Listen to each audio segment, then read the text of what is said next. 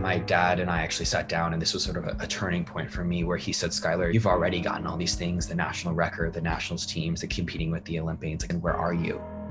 Miserable in a treatment center, not knowing who you are. I was like, wow, you're right. I should take the risk for something else. I should take this risk to really be happy and be myself and be that authenticity everywhere I can be.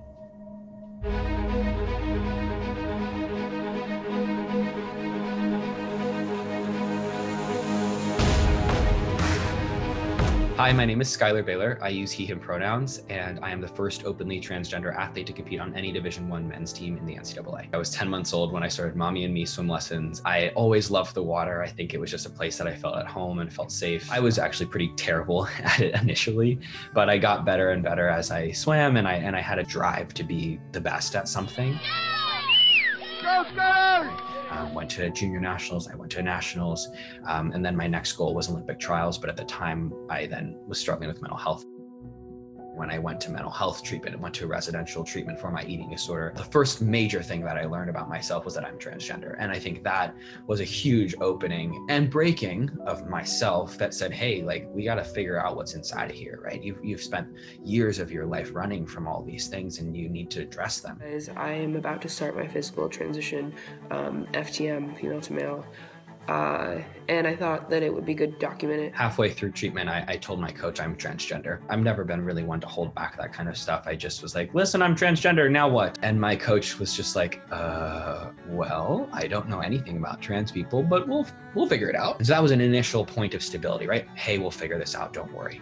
And then over time, it became more clear that I wanted to transition, that I wanted to be presenting myself as male, to live truly as myself. And when that came about, she talked to the men's coach, and the men's coach said, swim for me. You're a dude, you are already accepted into Harvard, you want to swim for Harvard? Well, I coach the men's swim team at Harvard. That makes sense. So instead of having to feel like I had to prove myself to my coach, I was like, I have to swim. I remember in college just like feeling like a breaking in the best way possible when people gendered me correctly and they called me the right pronouns. When I walked to the men's team and I saw my locker and I thought, this is me, like this is all of me right here in a men's locker room, right? Sometimes I think I still feel emotional about that because I think it was something that I needed for so long. There are so many bills right now in the country trying to bar trans athletes from doing exactly that. And so many of them are kids. I mean, I was 18, 19, 20 when I figured this out, and I had so much more support. And so I was able to walk through it. There's an emotion that maybe you saw in me as I'm saying this, like there's a bittersweet nature to my feeling proud and feeling aligned and feeling happy about being able to have my locker in the men's locker room and be on the men's swim team, because there's a grief there that so many kids are having it taken from them right now.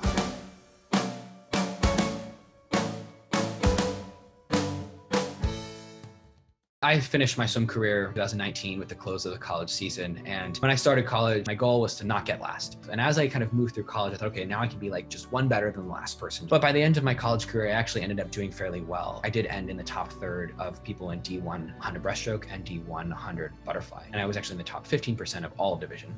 I did not at all attain the success that I would have, numerically speaking, that I would have had on the female side. And yet, I still feel like I came away with tons of gold medals. They just weren't for swimming.